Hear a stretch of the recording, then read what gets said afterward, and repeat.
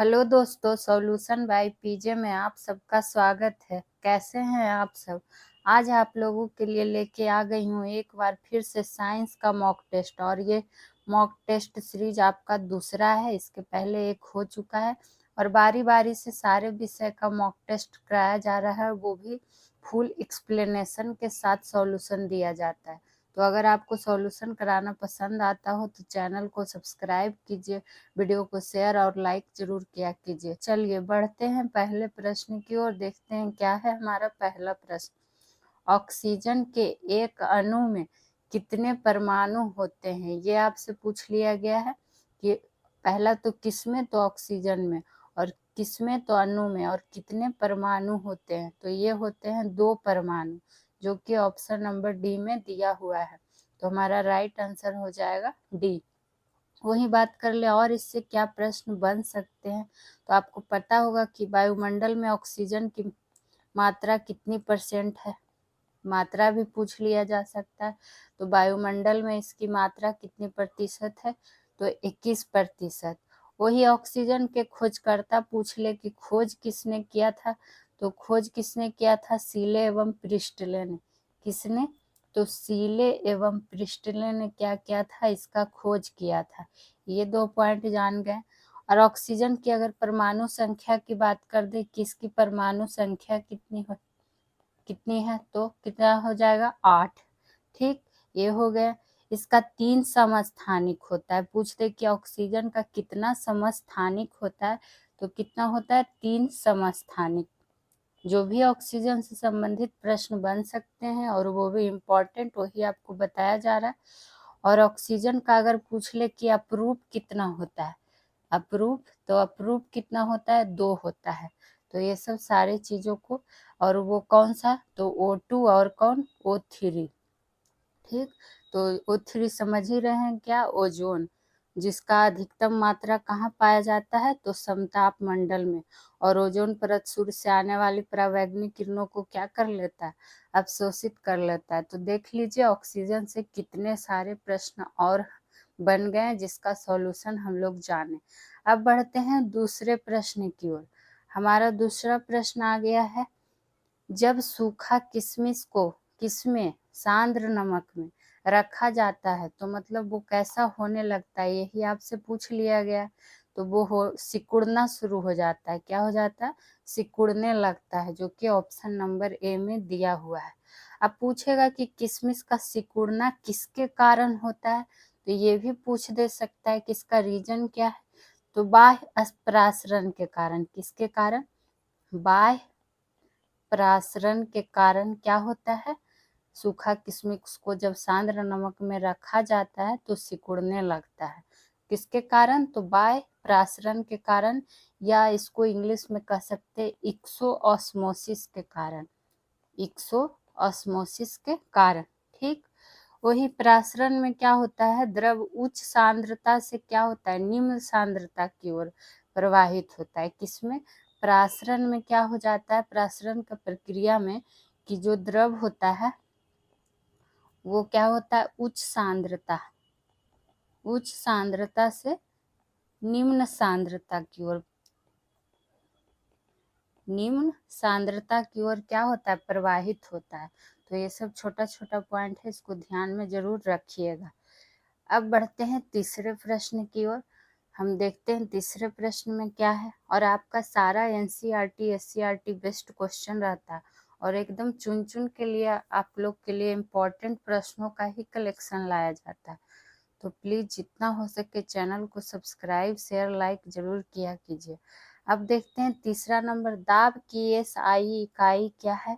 या फिर पूछ लिया कि दाब की SI मात्रक क्या है?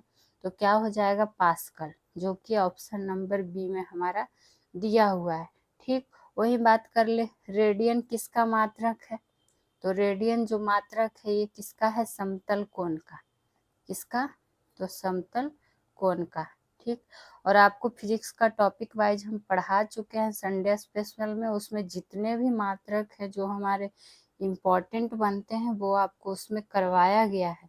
तो आप लोग टॉपिक वाइज वाला भी वीडियो पूरा देखा कीजिए, तो रेडियन किसका हो जाएगा मात्रक, समतल कोण का।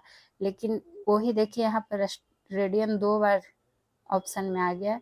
ये अगर वही रहे अष्ट रेडियन, क्या रहे अष्ट रेडियन, तो अष्ट रेडियन किसका इकाई या मात्रक हो जाएगा, तो ये हो जाएगा आपका घन कोण का, किसका, घन कोण का। लेकिन समतल कोण का क्या हो जाएगा, रेडियन। और एम्पियर जो कि सबसे ज्यादा पूछा हुआ गया प्रश्न है कि किसका मात्रक है, तो विद्युत धारा का, विद्युत धारा को मापने की इकाई क्या है, एम्पियर है। ठीक, तो ये सब छोटा छोटा पॉइंट है, लेकिन इसको हल्के में नहीं लेना है। अब आइए क्वेश्चन नंबर 4 पे। कौन सी बीमारी प्रदूषित पानी पीने के कारण नहीं होती है। यहाँ प्रश्न ध्यान से पढ़ना है, पूछा क्या गया है कि नहीं होती है, यानी पहले जानेंगे कि प्रदूषित पानी पीने के कारण कौन कौन सा रोग हो जाता है। तो टाइफाइड हो जाता है, मेनिंजाइटिस रोग भी हो जाता है, कॉलरा भी हो जाता है जिसको हैजा कहते हैं। लेकिन रेबीज, तो रेबीज तो पता ही है कि कैसे होता है, ये तो कुत्ते के काटने से होता है। तो प्रदूषित पानी पीने के कारण कौन रोग नहीं होगा, तो ये हो जाएगा आपका रेबीज। तो ऑप्शन नंबर डी हो गया इसका राइट आंसर। वही बात कर ले रेबीज का, तो ये रेबीज से क्या कौन सा अंग प्रभावित होता है ये पूछ लिया जाता है, तो तंत्रिका तंत्र, कौन सा, तंत्रिका तंत्र प्रभावित होता है।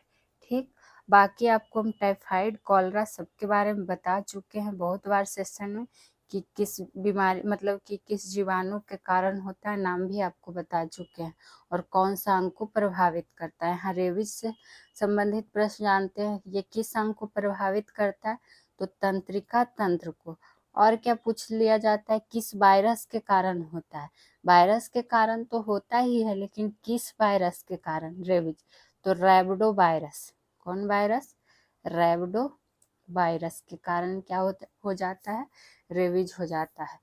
और क्या बोलता है, अगर पूछ दे कि कॉलरा या टीबी के जीवाणु का खोज कौन किया था, जो कि ऑप्शन सी में कॉलरा दिया हुआ है, तो उसका खोज कौन किया था, तो रॉबर्ट कोच, कौन किया था, रॉबर्ट कोच। तो ये सब छोटा छोटा पॉइंट है जो ध्यान में रखना जरूरी है आपके एग्जाम की दृष्टि से। चलिए अब बढ़ते हैं आज के 5वें प्रश्न की ओर, जो कि देख लेते हैं कि आज हमारा 5वां प्रश्न में क्या है खास। खाली स्थान है वह द्रव या पदार्थ है जिसके माध्यम से क्या होता है, ध्वनि संचरित होती है या फिर संचारित होती है। तो वो कौन सा चीज हो जाएगा, वो माध्यम हो जाएगा, जो कि ऑप्शन नंबर बी में है। यानी कि माध्यम वह द्रव या पदार्थ है जिसके माध्यम से क्या होता है, ध्वनि का संचारण होता है। ये चीज जान लेंगे। वही बात कर ले कि अगर पूछ दे, बात आ गया है ध्वनि का, कि ध्वनि का मात्रक क्या हो जाएगा, तो क्या हो जाएगा, डेसिबल में मापा जाता है ध्वनि को। वही बात करें और ध्वनि से क्या पूछ दे सकता है, ध्वनि कैसा तरंग है, ये काफी बार पूछा गया। तो ध्वनि कैसा तरंग है, तो अनुदैर्घ्य तरंग है, कैसा तरंग है, तो अनुदैर्घ्य तरंग है। तो ये सब चीज को ध्यान में रखिएगा। और क्या सबसे ज्यादा पूछा गया, एक पॉइंट वो नोट करके लिख सकते हैं कि जो ध्वनि की चाल है, ध्वनि की चाल सर्वाधिक किसमें होती है, तो जो ध्वनि की चाल सर्वाधिक होती है वो किसमें होती है, ठोस में, ठोस में होती है। ठीक, ये पॉइंट जान गए। और क्रम अगर दर्शाने का दे दे कि ध्वनि की चाल में कौन कैसे क्रम दर्शाएं, तब क्या हो जाएगा, सबसे ज्यादा किसमें होता है, ठोस में, और ठोस के बाद किसमें होता है, तो द्रव में, और द्रव के बाद किसमें होता है, तो गैस में। तो हो सकता है स्टेटमेंट के रूप में आपसे इस तरह पूछ दे। तो ये चीज भी आपको क्या करना है, नोट डाउन कर लेना है। और आप लोग से हम बार बार बोलते हैं कि अगर जो भी हम आपको लिखवाते हैं या बोलते हैं तो उसको नोट्स आप खुद बनाते जाइए, आपके रिवीजन के हिसाब से बहुत आपको हेल्प करेगा एग्जाम में, क्योंकि रिवीजन बहुत जरूरी है। अब आइए क्वेश्चन नंबर 6। तो 6 में देखते हैं कि क्या है आज का छठा प्रश्न। कौन पश्च मस्तिष्क का हिस्सा नहीं है, बार बार बोलते हैं ऐसे प्रश्न पर ध्यान दे के पहले क्वेश्चन को पढ़ना है। नहीं है पहले पूछा गया है, तो पहले जानते हैं कि कौन कौन है। तो मज्जा है, पोन्स है, और क्या है, सेरिबेलम है, लेकिन कौन नहीं है, तो हाइपोथैलेमस नहीं है, किसका, पश्च मस्तिष्क का हिस्सा क्या है, नहीं है। ठीक, और इससे क्या प्रश्न बन सकता है, तो हाइपोथैलेमस हिस्सा किसका है, अगर मध्य पश्च मस्तिष्क का हिस्सा नहीं है तो किसका है, तो ये मध्य मस्तिष्क का है, मध्य मस्तिष्क का हिस्सा क्या हो जाएगा, हाइपोथैलेमस। ठीक, वही बात कर ले कि क्या बोलता है, संरचनात्मक रूप से मस्तिष्क का कितना भाग होता है, तो 3 मुख्य भाग होता है, 3 मुख्य भाग, जिसमें कौन कौन, तो एक हो गया क्या कहता है, अग्र मस्तिष्क, अग्र मस्तिष्क, 3 में क्या हो गया, एक हो गया अग्र मस्तिष्क, दूसरा हो गया पश्च मस्तिष्क जो कि हमसे प्रश्न में पूछा गया था, और तीसरा क्या हो जाएगा, तीसरा में हो जाएगा मध्य मस्तिष्क, मध्य मस्तिष्क। ये क्या है, तीनों मुख्य भाग है किसका, मस्तिष्क का। और अग्र मस्तिष्क का भाग अगर पूछ ले कि अग्र में क्या क्या आ जाएगा, तो अग्र में ध्यान रखिएगा, अग्र मस्तिष्क में सेरेब्रम इसी के अंतर्गत आ जाता है। ठीक, और मध्य मस्तिष्क का अगर पूछ ले किसके अंतर्गत, तो थैलमस, हाइपोथैलेमस, ये सब किसके अंतर्गत, मध्य मस्तिष्क के अंतर्गत आ जाता है। और पश्च मस्तिष्क के अंतर्गत तो देख ही लिए कि मेडोला क्या है, मज्जा है, मेडुला है, पोन्स है, और एक सेरेबेलम है जो क्या है, पश्च मस्तिष्क का हिस्सा है। और यही सब ध्यान में रखना है, पूछ देगा कौन हिस्सा है कौन नहीं हिस्सा है, तो ये सब छोटा छोटा पॉइंट को नोट डाउन जरूर। चलिए अब आइए क्वेश्चन नंबर 7, भूकंप की किन तरंगों में अनुप्रस्थ विस्थापन शामिल है, इसका पूछा गया है, तो भूकंप का। अब भूकंप की तरंगों को मापा किससे जाता है, ये भी पूछ लिया जाता है, तो किससे मापा जाता है, तो सिस्मोग्राफ से, सिस्मोग्राफ से मापा जाता है। वही बात करें किस तरंग में अनुप्रस्थ विस्थापन शामिल है, तो वो आपका शामिल है एस तरंग में, जो कि ऑप्शन नंबर सी में दिया हुआ है। और क्या इसमें पूछ सकता है, ऐसा यहाँ पे तो और कुछ ऐसा जानने लायक नहीं है, बस ध्यान रखिएगा कि भूकंप का किस तरंग में अनुप्रस्थ विस्थापन शामिल होता है, तो वो हो जाता है क्या, एस तरंग। ठीक, और वही बात कर ले अगर प्राथमिक तरंग, तो वो अनुदैर्ध्य तरंग होता है, जो कि भूकंपीय तरंगों में सर्वाधिक तीव्र गति से होता है। तो ये सब जानकारी के लिए। वही बात कर ले सिस्मोग्राफ का, तो ये 3 स्केल इसका होता है, किसका, सिस्मोग्राफ का 3 स्केल इसका पार्ट है। तो कौन कौन है, एक होता है रॉसीफोरस स्केल, हो सकता है ये सब आपको जानकारी नहीं है, तो ये जान लीजिए। रॉसीफेरल स्केल होता है पहला, जिसमें क्या है 1 से 11 तक मापक रखा गया है, हो सके आपसे मापक ही पूछ दे कि कितना रखा गया, तो ये हो गया रॉसीफेरल स्केल। दूसरा होता है मार्केली स्केल, कौन सा, मार्केली स्केल, और इसमें 12 मापक रखा गया है, कितना रखा गया, 12 मापक रखा गया, और ये सब क्या है, सिस्मोग्राफ के स्केल है।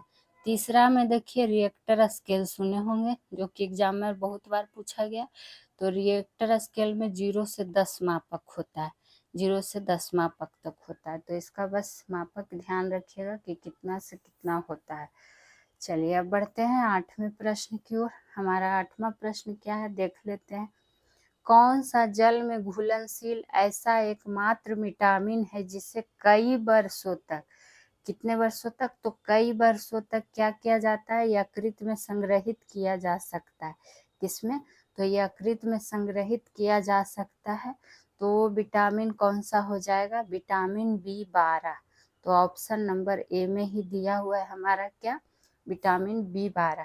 वही पूछ ले कि विटामिन B12 का रासायनिक नाम क्या होता है, जो कि काफ़ी बार पूछा भी गया है, तो रासायनिक नाम क्या हो जाएगा, साइनोकोबालामाइन, क्या हो जाएगा, साइनोकोबालामाइन, इसका हो जाएगा रासायनिक नाम। ठीक, वही बात कर ले एक बार। और ये हाँ एक चीज़ और कि विटामिन B12 जो एकमात्र ऐसा विटामिन है जो कि साग सब्जी में नहीं पाया जाता है, तो हो सकता है यहाँ पर आपसे यकृत संग्रहित जगह पूछा गया है, लेकिन कभी ये पूछ दे कि कौन सा ऐसा विटामिन है जल में एकमात्र घुलनशील विटामिन जिसको साग सब्जी में क्या है नहीं पाया जाता है। तो इस चीज में भी ध्यान रखना है कि विटामिन B12 है जो साग सब्जी में नहीं पाया जाता है। तो ये बहुत बड़ा इम्पोर्टेंट प्रकार। वही बात कर ले कि आपसे प्रश्न एक बार बार क्या पूछ लिया जाता है कि जल में घुलनशील विटामिन कौन कौन है, किसमें, जल में घुलनशील विटामिन। तो जल में घुलनशील विटामिन क्या हो जाएगा, विटामिन बी, और कौन, विटामिन सी हो जाएगा जो जल में घुलनशील विटामिन।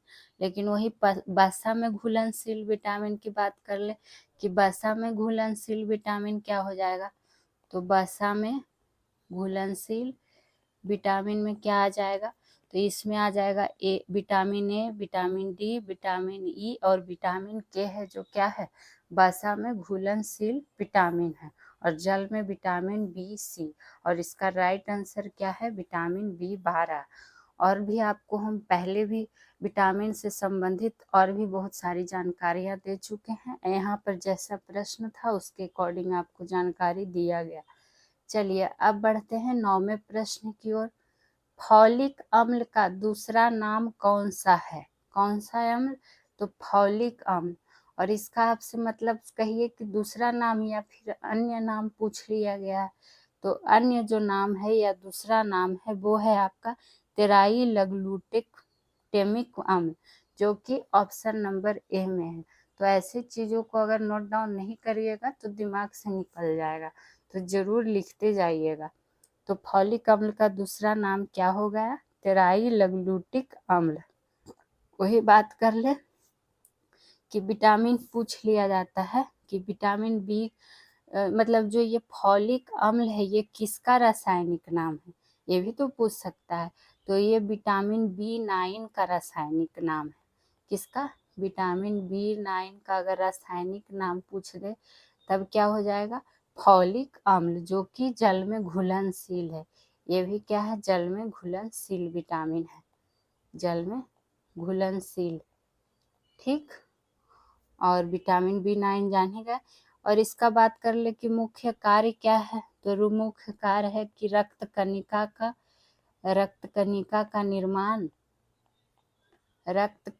का निर्माण और DNA का संश्लेषण करना। किसका, DNA का संश्लेषण करना ही क्या है, इसका कार्य है। ठीक, तो ये सब आपको लिखते जा रहे हैं ताकि आपको कोई प्रॉब्लम ना हो। इसकी कमी से रोग क्या हो जाता है, तो इसकी कमी से रोग हो जाता है रक्त छीनता रोग हो जाता है विटामिन B9 की कमी से। इसलिए तो कहता है डॉक्टर कि विटामिन B9 का तो हरा पत्तीदार सब्जी, सोयाबीन, ये सब चीज क्या ज्यादा खाइए। ठीक, अब बढ़ते हैं 10वें प्रश्न की ओर, देखते हैं हमारा 10वां प्रश्न क्या है। तो आगे हमारा 10वां प्रश्न, हमारे भोजन में पाई जाने वाली स्टार्च और शर्करा किसका रूप होती है, फिल इन द ब्लैक्स है कि किसका रूप होती है। तो ये किसका रूप है, ऑप्शन में क्या क्या है, कार्बोहाइड्रेट, वसा, विटामिन, विटामिन नहीं विटामिन है जी, टाइपिंग मिस्टेक हो जाता है, इतना तो आप लोग समझ जाइएगा। तो विटामिन और प्रोटीन दिया हुआ है, लेकिन हमारा भोजन में जो पाया जाने वाला स्टार्च और शर्करा है वो कार्बोहाइड्रेट का रूप होता है, जो कि ऑप्शन नंबर ए में ही दिया हुआ है। वही कार्बोहाइड्रेट का बात कर ले तो ये आपको पता है कि कार्बन हाइड्रोजन और क्या, ऑक्सीजन का कॉम्बिनेशन है कार्बोहाइड्रेट। और इसका अनुपात आपसे पूछ लिया जाता है कि ये कार्बन हाइड्रोजन और ऑक्सीजन का अनुपात क्या हो जाएगा इसमें, तो कितना हो जाएगा, 1:2:1। तो इसको ध्यान रखिएगा, यही तत्वों के अनुपात से क्या होता है मिलकर कार्बनिक पदार्थ कार्बोहाइड्रेट कहलाता है, कार्बन हाइड्रोजन और ऑक्सीजन से। ठीक, और शरीर का ऊर्जा का आवश्यकता जो है 50 से 75% का मात्रा यहीं से पूर्ति होता है। 50 से लेकर 75% का मात्रा का पूर्ति क्या करता है, यही सारा पदार्थ के द्वारा पूरा होता है, तो ये सब ध्यान में रख सकते हैं। वही बात कर ले कार्बोहाइड्रेट का, तो ये मंड के रूप में भी संचित ईंधन का काम करता है। पूछ लेगा कि मंड के रूप में संचित ईंधन का काम कौन करता है, तब भी क्या हो जाएगा, तो ये कार्बोहाइड्रेट ही हो जाएगा। संचित ईंधन का काम कौन करता है, तो कार्बोहाइड्रेट। ठीक, तो आज देखिए ये हमारे 10 प्रश्न यहाँ पर भी समाप्त हुए, और 10 प्रश्न से कितने सारे और भी प्रश्नों का सॉल्यूशन हम लोग जानते गए। आगे भी इसी तरह सेशन आपका चलता ही रहेगा सारे विषय का। तो आप लोग से बस यहाँ पे एक रिक्वेस्ट है कि जितना हो सके शेयर जरूर कीजिए वीडियो को, और लाइक आप लोग नहीं करते हैं तो लाइक कीजिए। और इस सेशन से संबंधित अगर कोई प्रश्न सुझाव हो तो कमेंट सेक्शन में कमेंट जरूर किया कीजिए। चलिए अब देखते हैं 11वां प्रश्न की क्या है। 11वां प्रश्न है, बल का न्यूटन के समरूप युग्म चुनिए। समरूप युग्म मतलब कह रहा है कि जैसे बल का एसआई मात्रक क्या होता है, बल का एसआई मात्रक न्यूटन होता है। तो इसी तरह ऑप्शन चारों में जो दिया हुआ है तो इसके समरूप कौन हो जाएगा। ये तो समझिए एक रीजनिंग का भी क्वेश्चन हो गया। रीजनिंग में भी इस तरह का क्वेश्चन पूछा जाता है। तो पहला ऑप्शन में है इंटरनेट और ईमेल, तो ये तो बेमेल हो गया, यानी कि ये नहीं होगा। चूंकि इंटरनेट जिस तरह बल का एसआई मात्रक न्यूटन होता है, तो उसी तरह अगर इंटरनेट का मापक पूछा जाता तो मेगाबाइट्स प्रति सेकेंड रहता, तब क्या हो जाता है, ये इंटरनेट से संबंधित हो जाता। लेकिन यहाँ तो ईमेल दिया हुआ इसलिए ये समरूप में नहीं होगा। वही शक्ति की बात कर ले तो शक्ति का ये सही मात्रक वाट होता है, जो कि यहाँ पर तो यूनिट लिख दिया है, तो ये भी गलत हो गया। वही यहाँ क्या है, विद्युत धारा, अभी आपको कुछ देर पहले बताएं कि विद्युत धारा का मात्रक क्या होता है या किस में मापा जाता है, तो एम्पियर में, और जो कि इसके अनुरूप मिल गया तो ऑप्शन सी हो जाएगा। वही ऑप्शन डी में है आयतन का मीटर, नहीं आयतन को मीटर से नहीं घन मीटर, किससे, घन मीटर। तो ये था यहाँ पे क्या समरूप में चुनना था कि इसके समान कौन है, तो जो कि ऑप्शन नंबर सी में हमारा मिल गया था। चलिए अब बढ़ते हैं 12वें प्रश्न की ओर, देखते हैं 12वां प्रश्न क्या है। कौन सा पदार्थ ऊर्ध्वापातन की प्रक्रिया से क्या होता है, गुजरता है। तो ऊर्ध्वापातन का मतलब क्या है, तो ठोस पदार्थ को गर्म करिए और वह बिना द्रवित हुए क्या हो जाता है, सीधे वाष्पीकृत हो जाता है, और वही घटना क्या कहला जाता है, ऊर्ध्वापातन। और ये काफी बार सेंटेंस के रूप में आपको मिलेगा कि ये कौन सा है, ऊर्ध्वापातन है या फिर क्या है। तो एक चीज यहाँ पे आप लोग नोट ही कर लीजिए कि किसी ठोस पदार्थ को, चूंकि परिभाषा नहीं पूछता है लेकिन सेंटेंस के रूप में वो आपको दे देता है कि ये चीज है क्या, तो क्यों आपको रिस्क लेना है, जो भी जानकारी है पूरा पढ़िए मन से। तो किसी ठोस को गर्म करने पर वह बिना द्रवित हुए सीधे बाष्पीकृत हो जाता है। क्या हो जाता है, सीधे बाष्पीकृत हो जाता है। और यही घटना क्या है, ऊर्ध्वापातन तो ये पॉइंट ध्यान में जरूर रखिएगा, वही पूछा गया है। बात कर लेंगे ऊर्ध्वापातन में, जैसे एग्जाम्पल में क्या क्या और आ जाता है, तो कपूर, नेफ्थेलीन, ये सब काफी हिट क्वेश्चन है।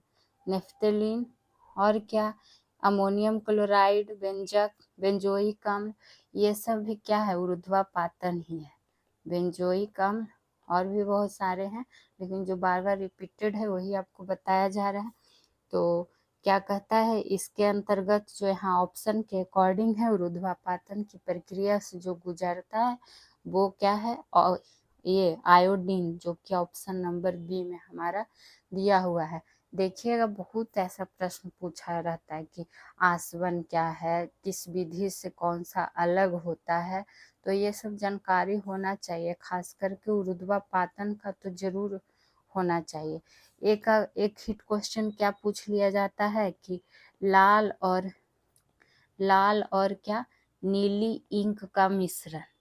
नीली इंक के मिश्रण को किस विधि द्वारा अलग किया जाता है? लाल एवं नीली इंक के मिश्रण को, तो ये ध्यान रखिएगा, वर्ण लेखन विधि। तो वहाँ पर हो सकता है आपको वर्ण लेखन विधि नहीं रहे, क्योंकि ऐसे प्रश्नों का इंग्लिश टर्म यूज करता है। तो इंग्लिश में याद रखिए कि क्रोमैटोग्राफी। कौन सा ग्राफी? तो क्रोमैटोग्राफी विधि का क्या होता है? विधि द्वारा अलग किया जाता है या फिर पृथक किया जाता है।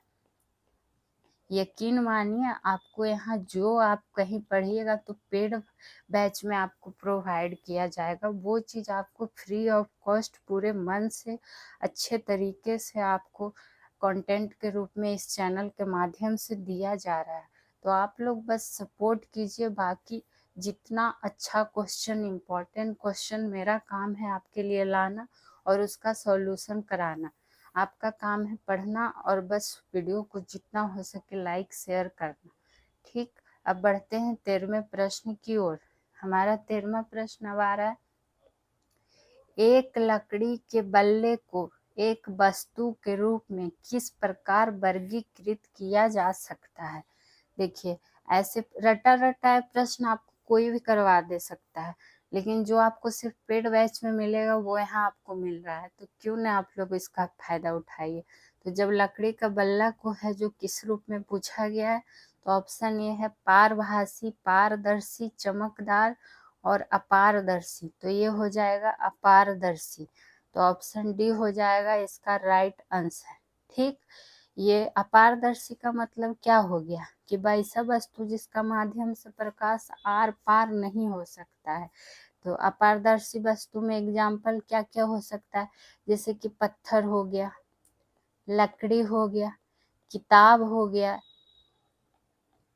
ये सब क्या है? अपारदर्शी वस्तु है। चूंकि अपारदर्शी में होता क्या है कि इसका माध्यम से प्रकाश आर पार नहीं हो सकता है। और यही पूछा गया था आपसे कि लकड़ी का बल्ला एक वस्तु के रूप में किस प्रकार, तो अभी बताएं लकड़ी किसके अंतर्गत आ जाएगा?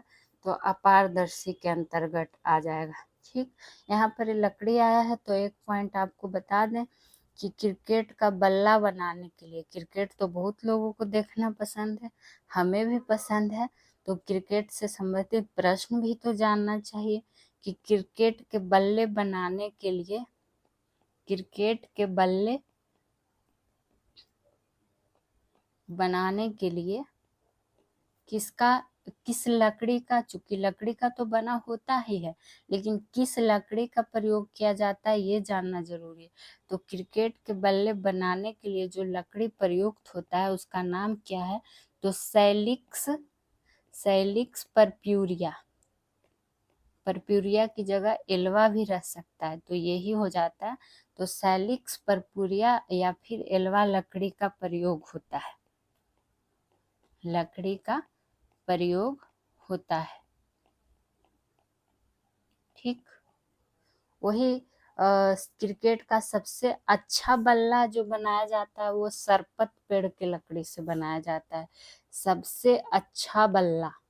देखिए, ऐसे प्रश्न आपको नहीं पता होते हैं और सोचते हैं कैसा प्रश्न पूछ दिया गया, तो क्यों ना यहाँ पे जो जानकारी मिल रही है उसको आप लोग ले लिया जाए। तो ये किस लकड़ी से बना होता है सबसे अच्छा बल्ला? क्रिकेट का सबसे अच्छा बल्ला सरपत पेड़ की लकड़ी से। नाम सुने हैं आप लोग, सरपत पेड़? तो सरपत पेड़ की लकड़ी से क्या होता है? सबसे अच्छा बल्ला बनाया जाता है। ठीक, तो अब बढ़ते हैं आगे की ओर, जो कि है हमारा प्रश्न नंबर 14। तो देखते हैं 14 में क्या आता है। क्या पूछा गया? क्योटो प्रोटोकॉल नियमों के तहत 6 प्रदूषकों में एक कौन सा है? तो कौन सा प्रोटोकॉल? तो क्योटो प्रोटोकॉल। और कितना प्रदूषक? तो 6 प्रदूषक। तो 2 प्रश्न तो इस तरह से खुद भी करके बना सकते हैं, लेकिन इसमें से पूछ लिया गया है कि एक कौन सा है, तो जो है वो कौन है? परफ्लोरोकार्बन, जो कि ऑप्शन नंबर सी है, परफ्लोरोकार्बन हो जाएगा 6 प्रदूषकों में से एक, जो कि क्योटो प्रोटोकॉल नियम के तहत है। क्योटो प्रोटोकॉल का नियम मतलब क्या है? ऐसी मानवीय गतिविधि पर रोक लगाता है जिससे क्या हो, पर्यावरण के लिए खतरा पैदा हो जाए। तो ऐसी चीजों के लिए क्योटो प्रोटोकॉल का यूज किया गया है जो कि पर्यावरण के लिए सुरक्षित रहे। तो ऐसी चीजों को रोक लगाना है। ठीक, फिर से सुनिए कि क्योटो प्रोटोकॉल का उद्देश्य ही क्या है, कि मतलब ऐसा मानवीय गतिविधि जिस पर रोक लगाना है जिससे पर्यावरण के लिए खतरा पैदा हो जाए, तो इससे अच्छा है उसको रोक ही लगा दो। और इसी प्रोटोकॉल के अनुसार क्या है, विकसित देशों को 6 ग्रीन हाउस, आपको पता होगा 6 ग्रीन हाउस में कौन कौन, ग्रीन हाउस गैस में क्या क्या आ जाता है, ये प्रश्न भी काफी बार पूछा हुआ है। हरित गृह प्रवाह भी कह सकते हैं या ग्रीन हाउस गैस, जिसके अंतर 6 यहाँ लिखा भी गया है 6 प्रदूषकों में से एक, जिसमें क्या क्या, carbon dioxide, methane, nitrous oxide जिसे हंसाने वाली भी गैस कहा जाता है, तो नाइट्रस ऑक्साइड। और क्या ध्यान रख सकते हैं, सल्फर हेक्साफ्लोराइड, सल्फर हेक्साफ्लोराइड। और क्या, हाइड्रोक्लोरोफ्लोरोकार्बन, हाइड्रोक्लोरोकार्बन। और ये क्या हो गया, परफ्लोरोकार्बन।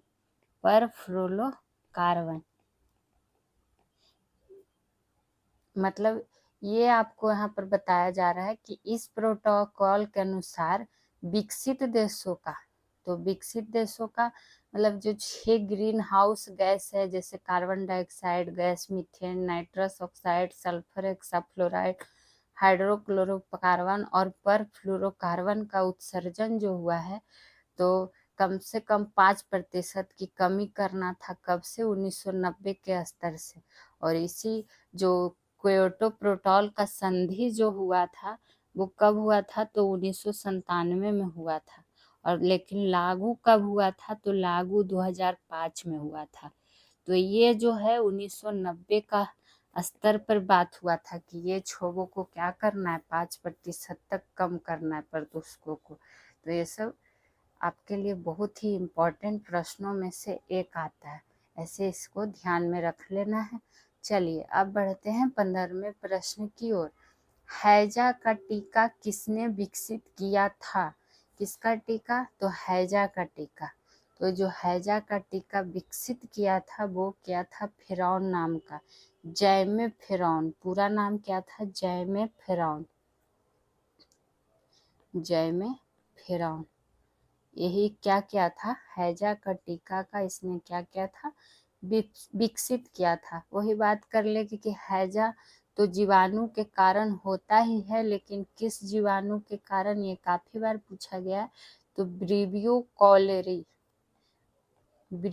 कॉलेरी जीवाणु के कारण क्या हो जाता है, हैजा रोग हो जाता है। ठीक, और ये जीवाणु से ही होता है। हैजा बीमारी दूषित जल हो गया, दूषित खाद्य पदार्थ हो गया, या फिर मक्खियों के द्वारा ये क्या होता है, तेजी से फैलता है हैजा, मक्खियों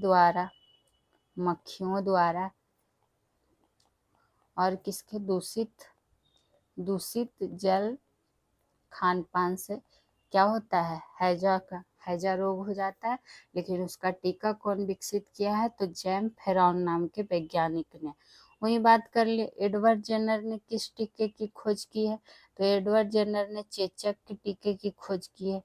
चेचक के टीके की खोज किसने की, तो एडवर्ड जेनर ने। और जोनास साल्क, तो पोलियो के टीके का, किसका, पोलियो टीका का किसने किया, तो जोनास साल्क ने किया था। तो ये सब ध्यान में रखिएगा। कैलमेट क्या है, आप लोग बताइएगा कि कैलमेट किसका खोज करता है। आप ही लोग कमेंट सेक्शन में इसका क्या कीजिएगा, आंसर दीजिएगा। आप लोग कुछ भी आंसर नहीं करते हैं जो आपसे पूछा जाता है। तो चलिए बढ़ते हैं 16वें प्रश्न की ओर। और हाँ, अगर आपको इसका पीडीएफ चाहिए तो टेलीग्राम ग्रुप से जुड़ जाइए, वहाँ पे आपको इसका पीडीएफ भी प्रोवाइड किया जाता है। अब आइए 16 नंबर देखते हैं क्या है। निम्नलिखित में से क्या लहसुन प्याज में मौजूद मुख्य सक्रिय सल्फर मुक्त यौगिकों में से एक है, यानी कि सल्फर नहीं है, यही पूछ लिया गया। तो वो कौन सा है, इसका आंसर क्या हो जाएगा, एलिसीन, जो कि ऑप्शन नंबर डी में है। ठीक, और वही बात कर ले, आपको हम इसके पहले वाले सेशन में बताए थे कि लहसुन का गंध का कारण क्या होता है, किसके कारण, तो वो आप लोग बताइएगा।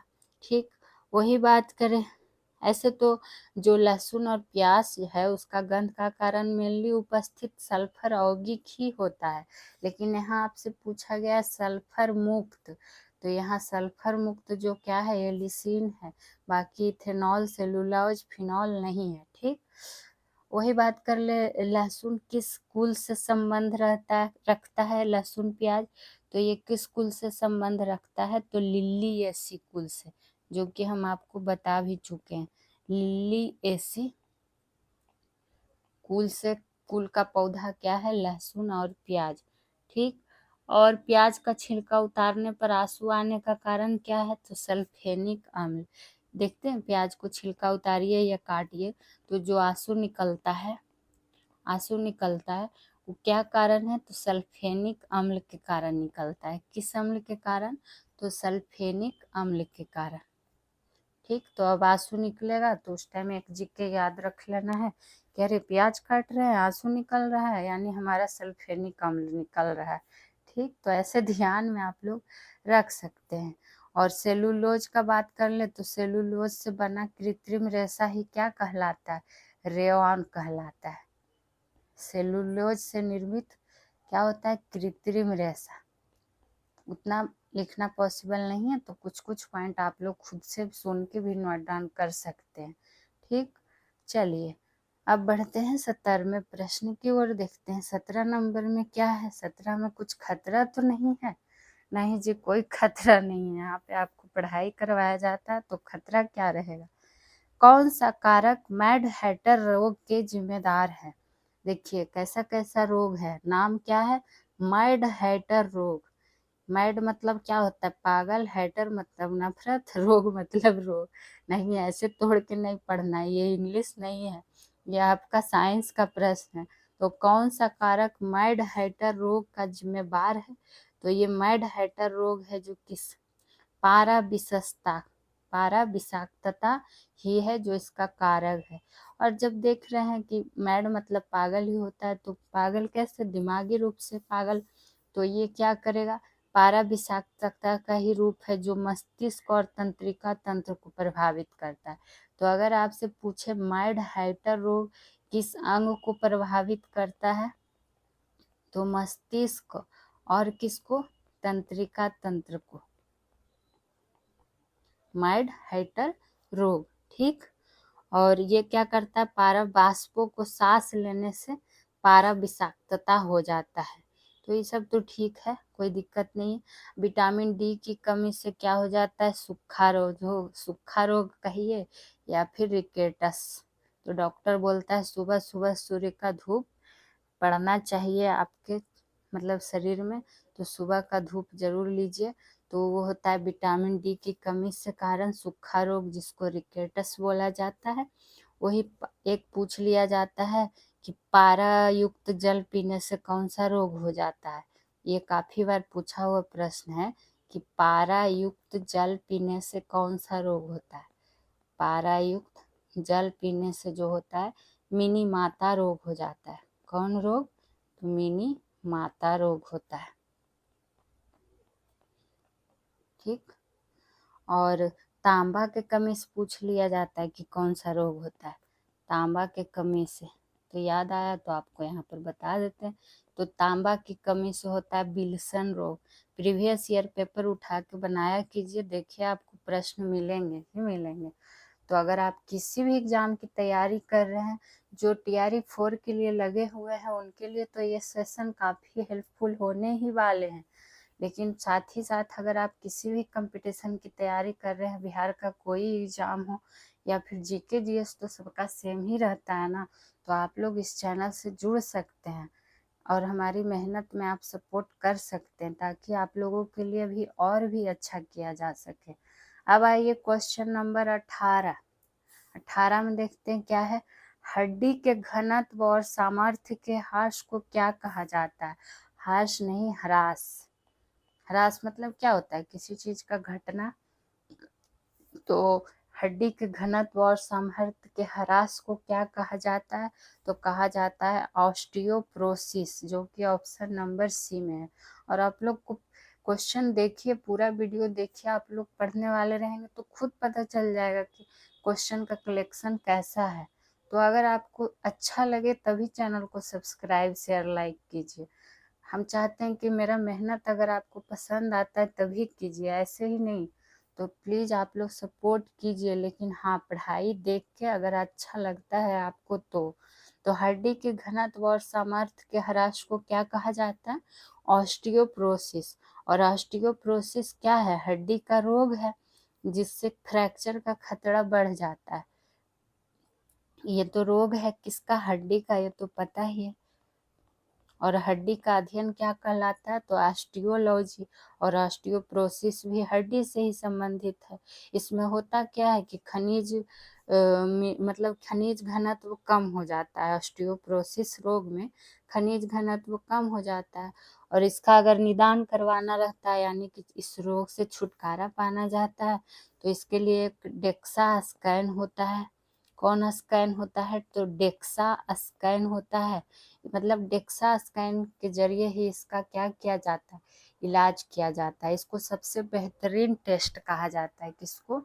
डेक्सा स्कैन को। तो बस यहाँ पर इतना चीज ध्यान रखिए, काफी है। चलिए अब बढ़ते हैं 19वें प्रश्न की ओर। देख लेते हैं हमारा 19वां प्रश्न क्या है। पूरी तरह से मुक्त रहने वाले समुद्री जीव कौन सा है? यही आपसे पूछा गया है। तो आपको बहुत बार हम आर्थ्रोपोडा, मोलस्का, नेमडोटा करवा चुके हैं। यहाँ आपसे प्रश्न जो पूछा गया है कि पूरी तरह से मुक्त रहने वाला समुद्री जो जीव है वो है इकाइनोडर्मेटा, जो कि ऑप्शन नंबर डी में है। और इसके अंतर्गत समानता समुद्री जीव ही आते हैं। समानता समुद्री जीव ही आते हैं किसके अंतर्गत? इकाइनोडर्मेटा के अंतर्गत। और ये जो जंतु होते हैं वो क्या होते हैं? सिलोम युक्त होते हैं। कौन युक्त होते हैं? सिलोम युक्त जंतु होते हैं। अब आप लोग इसमें जानकारी और क्या कहता है सर्च कीजिएगा कि सिलोम युक्त जंतु का मतलब क्या हो गया। ठीक। और इसमें उत्सर्जन अंग नहीं पाए जाते हैं। समुद्री जीव में उत्सर्जन अंग नहीं पाए जाते हैं, नहीं पाए जाते हैं। तो ये सब छोटा छोटा पॉइंट है, इसको ध्यान में रखिएगा। चलिए अब बढ़ते हैं आज के 20वें प्रश्न की ओर, और ये हमारा रहेगा लास्ट प्रश्न। तो कौन सा जंतु जगत जो है निडेरियर संघ के अंतर्गत आता है? देखिए यहाँ कौन संघ आ गया? निडेरियन संघ के अंतर्गत आता है। तो जो निडेरियन संघ के अंतर्गत आता है वो आता है कोरल। ऑप्शन नंबर बी, ये गलती से टाइप हो गया, तो कोरल हो गया।